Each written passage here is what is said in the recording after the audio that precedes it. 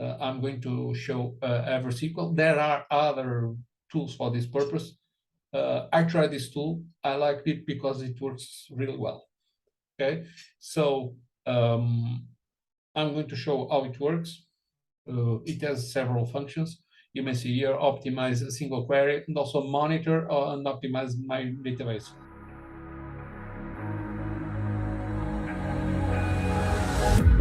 Can you feel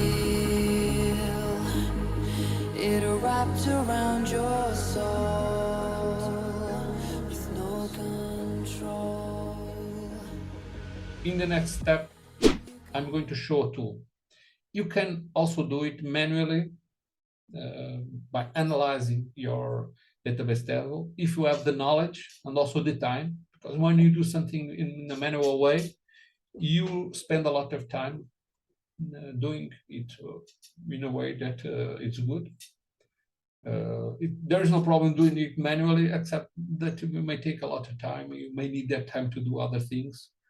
And if you have many queries to optimize, the time that you spend optimizing will end up being a lot of more time than if you had a better way. So a better way is to use a tool that is specialized on this task of MySQL database optimization. In the case, I'm going to show EverSQL. There are other tools for this purpose. I tried this tool. I liked it because it works really well. Okay, so I'm going to show how it works. It has several functions. You may see here, optimize a single query and also monitor and optimize my database. We already did the monitoring in, I would say, manual way.